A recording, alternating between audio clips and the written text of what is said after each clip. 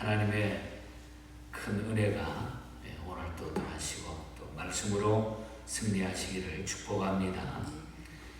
오늘 49장은 메시아가 장차 이스라엘뿐만 아니라 이방인들까지도 구원하실 분이라는 그 사실, 그리고 그분이 인류 구원을 위해서 순환을 당하고 또 마지막에는 높임을 받게 된다.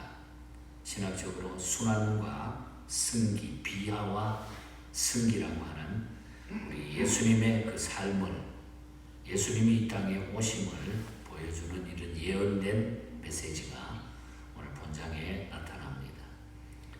우리 어제 아침에도 말씀드렸습니다만 40장부터 48장은 하나님께서 바벨론을 멸하심으로 이스라엘이 전쟁이 그치게 될 것을 예언한 내용으로 쭉 우리가 살펴봤고, 어제 아침에 그 결론 부분을 보았습니다.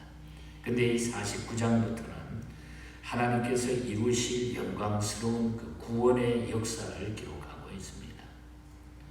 그리고 참 귀한 것은 우리가 42장 1절부터 7절까지 보면은 첫 번째 노래가 나오고, 오늘 49장 1절부터 7절은 두 번째 노래입니다.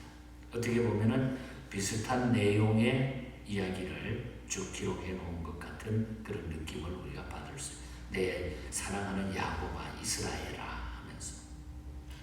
자, 그러면 오늘 이 본장에서 주시는 교훈이 무엇일까?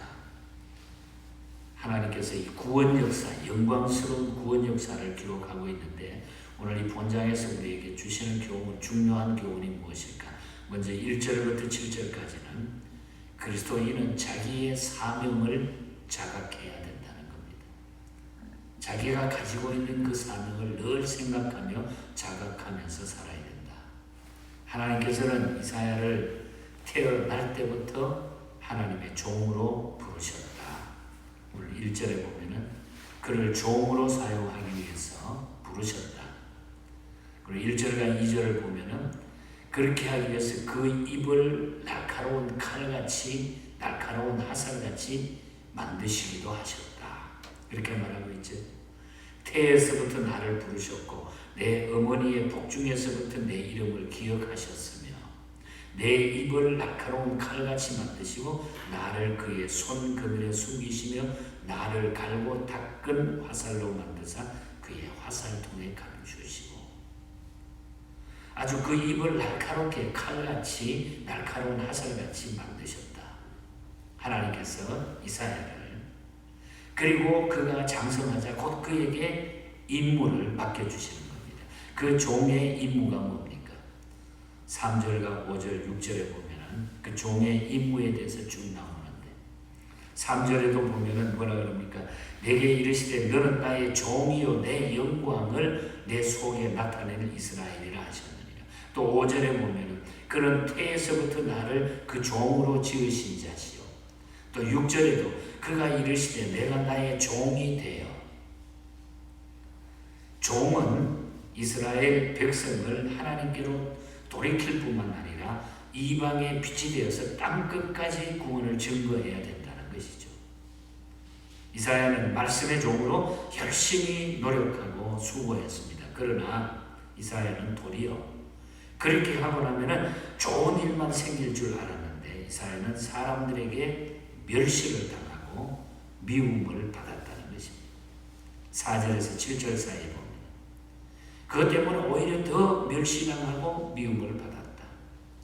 종으로서의 지상사역이 완전히 실패한 것처럼 보였다는 것이죠. 이때 하나님께서는 당신의 종을 어떻게 하십니까? 복음 전하는, 사람들을 이끄는 그 일로 말미암아 멸시당하고 조롱당하고 미움을 받을 때에 하나님께서는 당신의 종을 어떻게 하십니까? 그의 사역을 완성하셔서 높여주시겠다고 그랬습니다. 높여주시겠다. 그래서 7절에 보면 이스라엘의 구속자, 이스라엘의 거룩한 이시여 여호와께서 사람에게 멸시를 당하는 자, 백성에게 미움을 받는 자, 관원에게 종이 된 자에게 이같이 이르시되 왕들이 보고 일어서며 고관들이 경배하리니 이는 이스라엘의 거룩하시니 신실하신 여호와 그간들을 택하였습니다. 하나님이 가만 계시지 않고 왕들까지 모두가 그에게 엎드리게 될 것이다. 하나님의 종을 통하여 열왕들이 일어나고 방백들이 경배하게 될 것이다. 무슨 얘기입니까? 이것은 예수 그리스도의 비하와 승기를 예표해 주고 있습니다. 이것이 바로 빌립보서 2장 5절에서 11절에 나타난 아주 중요한 메시지입니다. 예수님은 그는 근본 본체시나 하나님과 동등됨을 취할 것으로 여기지 아니하시고, 예수님이 오히려 종의 형체를 가지시고 사람들과 같이 되셨고 자기를 낮추시고 죽기까지 복종했으니 곧 십자가에 죽으십니다. 그러므로 하나님이 그를 지극히 높여 모든 이름 위에 뛰어나게 하셨죠. 그리고 땅의 모든 것, 땅 아래 모든 것들이 그에게 복종하게 하시고 예수의 이름 앞에 무릎 꿇게 하시고 하나님께 영광을 돌리게 합니다. 바로 예수 그리스도의 이 땅에 오심을 보여주는 메시지가 오늘 이 말씀이라는 거죠. 그래서 예수님이 이 땅에 오셔서 낮아지셨지만, 하나님하고 동등되지만은, 낮아지셨지만은, 멸시를 받으셨지만은, 그러나 결국은 다시 하나님이 그를 높이신다는 거죠. 비하와 승기, 조직신학에서 중요한 이 단어가 여기 나옵니다. 비하와 승기. 예수님이 우리를 구원하시기 위해서 이렇게 오신 것. 우리도 믿는 자들을 돌보며 불신자들의 구원을 위해서 수고하다가 혹시 우리가 멸시당할 때가 있습니다. 그러나 하나님께서 복음을 위해서, 주의 일을 위해서 부르셨을 때에 한치의 실수도 없이 하나님의 목적에 맞게 정확하게 하나님은 우리를 사용하신다는 거죠. 그래서 걱정할 것이 없다, 주의 일을. 그렇기 때문에 성도는 멸시를 받을 때도 참고 기다리면 된다는 거죠. 때가 이르면 하나님께서 우리를 높여주신다. 높여주신다. 그래서 그리스도인은 자기의 사명을 자각하면서 살아야 돼.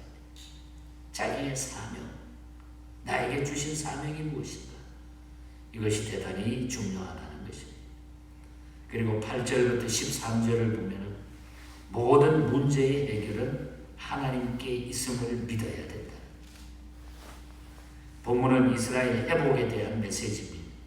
이스라엘은 바벨론 포로 생활을 하면서 많은 고생을 했습니다. 그러나 고난이 언제까지나 계속되는 것은 아니었다는 것. 언젠가는 그것이 끝난다는 거죠. 그래서 하나님께서는 이스라엘을 도우사 바벨론에서 해방시켜 다시 고국으로 돌아오게 하신다는 거예요. 8절 말씀. 그리고 9절에서 13절 사이에 수많은 복을 누리게 하여 주시겠다. 그 후에 이스라엘이 줄이거나 목말라 하지 않을 것이며 더위와 햇볕에 상하지 아니할 것이라고 했습니다. 그들은 샘의 근원으로 인도하시겠다고 했습니다. 이 말씀은 결국 바벨론 포로 생활에서 해방이 돼서 순탄하게 이스라엘로 귀환하게 될 것이라는 그런 메시지이죠. 하나님께서는 우리가 처한 문제, 즉 영적인 포로, 흑암, 두려움, 굶주림, 목마름 등 예수 그리스도를 믿는 믿음 안에서 모두 해결해 주셔서 풍성한 복을 우리가 누리게 될 것이다. 하나님의 백성들이 악을 선으로 바꾸어서 우리를 승리하게 만들어 주신다. 현재 우리에게 어떤 고난이 있습니까? 10절 말씀이 그들이 줄이거나 목마르지 아니할 것이며 더위와 볕이 그들을 상하지 아니하리니 이는 그들을 긍휼히 여기시는 이가 그들을 이끌어 샘의 근원으로 인도할 것입니다. 현재 우리에게 어떤 고난이 있습니까? 고난으로 낙심할 필요가 없다는 것입니다. 은혜의 때가 올 때에 우리를 긍휼히 여기시는 하나님께서 우리를 도와주시기 때문인 것입니다. 이 놀라운 복을 인하여 하나님을 찬양하는 저와 여러분이 될 수 있기를 바랍니다. 그래서 우리는 모든 문제의 해결은 하나님께 달려있다. 하나님께 달려있다. 어떠한 일들이 우리 앞에 놓인다 할지라도 이 세상은 언제나 어지럽게 돌아가지만 그러나 그 가운데도 하나님의 뜻이 있고 언제나 그렇게 계속되는 일은 없다는 것. 그래서 우리는 힘든 일이 생겨도 어떤 고난이 있어도 끝까지 견디다가 보면은 은혜의 때가 하나님을 통해서 우리에게 온다. 샘의 근원으로 우리를 인도해 주실 것이다. 복된 길로 하나님은 우리를 인도해 주실 것이다. 이 믿음으로 확실하게 주 앞에 삶을 사시기를 축복합니다. 끝으로 14절부터 26절까지를 보면은 고난 중에 하나님의 사랑을 그래서 늘 기억해요. 고난 중에도 하나님의 사랑을 기억하고 그래서 살아가는 것입니다. 사람들은 생활 환경에 따라 가지고 하나님 관계가 좌우되기 쉽습니다. 약하기 때문에. 이스라엘도 마찬가지였어요. 이스라엘은 포로 생활로 인해 가지고 하나님께서 분명히 자기들을 잊으셨으면 버리셨을 것이다. 그렇게 생각을 했어요. 하나님은 우리를 버렸나 보다. 그래서 14절에 보면 오직 시온이 이르기를 여호와께서 나를 버리시며 주께서 나를 잊으셨다 하였느니라. 하나님이 우리를 이제 버렸나 보다. 잊었나 보다. 그러나 하나님께서는 그들에게 뭐라고 말씀을 하십니까? 15절과 16절을 보면 여인이 어찌 그 젖 먹는 자식을 잊겠으며 자기 태에서 난 아들을 긍휼히 여기지 않겠느냐. 그들은 혹시 잊을지라도 나는 너를 잊지 아니할 것이라. 16절에 내가 너를 내 손바닥에 새겼고 너의 성벽이 항상 내 앞에 있느니라. 여인이 자기 자식에게 젖을 먹이듯이 혹시 그러다가 혹시 잊어버릴 수도 있다네. 세상에 환경에 따라. 그러나 나는 절대로 그렇지 않다. 너는 내 손바닥에 새겨놓았다. 내가 잊어버리지 않는다. 여인이 그 젖먹이 자식을 기억함 같이 자기 태에서 난 자식을 긍휼히 여긴 같이 이스라엘을 내가 절대로 잊지 않고 있다. 하나님께서는 이스라엘을 손바닥에 새겼다. 손바닥에 새겼다. 이스라엘의 성벽이 하나님 앞에 있으니 돌아오라고 말씀하고 있다는 거죠. 하나님께서는 그 증거로 죄의 대가로 포로된 이스라엘을 다시 회복시킬 것이라고 그렇게 말씀하고 있습니다. 17절에서 21절 사이를 주고 이 말씀은 곧 하나님께서 예수 그리스도를 통해서 수많은 백성들이 돌아오게 될 것을 예표하고 있는 말씀입니다. 그래서 21절을 보면 그때에 내가 내 마음에 이르기를 누가 나를 위하여 아들을 낳았는고 나는 자녀를 잃고 외로워졌으며 사로잡혀 유리하거늘 이들을 누가 양육하였는고 나는 홀로 남았거늘 이들은 어디서 생겼는고 하리라. 독생자 예수 그리스도를 하나님께서는 이 땅에 보내주신다는 거예요. 하나님께서는 영적으로 우리를 낳으신 분이기 때문에 자기 자녀를 결코 잊어버리지 않는다. 자기 백성을 이방에 멸시받던 자리에서 높임받는 자리로 옮겨주시겠다. 그래서 22절에 보면 주 여호와가 이같이 이르노라 내가 문나라를 향하여 나의 손을 들고 민족들을 향하여 나의 기치를 세울 것이니라. 그들이 내 아들들을 품에 안고 내 딸들을 어깨에 메고 올 것이며. 하나님께서는 영적으로 우리를 낳으신 분이기 때문에 자기 자녀를 결코 잊지 않으신다는 것입니다. 당신의 아들을 희생시키는 크나큰 아픔을 통해서라도 독생자 예수 그리스도를 통해서라도 우리를 자녀로 삼으신 하나님께서는 결코 우리를 잊지 않으십니다. 결코. 고난 중에 하나님의 사랑을 확인하는 것만큼 큰 힘이 되는 것이 없다는 얘기입니다. 하나님의 사랑은 그 놀라운 힘과 파워를 가지고 있는 것. 그래서 우리는 고난 중에 하나님의 사랑을 늘 기억하는 것. 그러므로 우리에게 어떤 고난이 있어도 독생자를 주신 하나님을 통해 하나님의 사랑을 우리가 늘 확인해야 되죠. 하나님의 백성은 선택된 자들. 어제 아침에도 우리가 선택됐기 때문에 예정됐기 때문에 우리가 이렇게 기도할 수 있고 주 앞에 나올 수 있다는 것. 예수 함부로 못 믿는다는 것. 아무나 못 믿는다는 것. 우리가 선택됐기 때문에 그 얼마나 감사합니까? 세상에 많은 환난이 닥친다 할지라도 그리스도인은 그렇기 때문에 우리는 낙심할 필요가 없다. 하나님이 이미 선택하셨기 때문에. 창조주 하나님께서 우리를 기억하시고 계시기 때문에 우리의 죄된 모습을 버리고 이러한 하나님의 보좌 앞으로 우리의 마음을 계속 돌려나가는 거예요. 그래서 우리는 그 크신 하나님의 사랑을 잊어버리지 말아야 된다. 하나님의 사랑. 프레드릭 레만 목사님의 찬송을 우리 한국교회가 최고로 많이 부르는 찬송 중에 한 곡. The Love of God. 하나님의 사랑. 하나님의 사랑.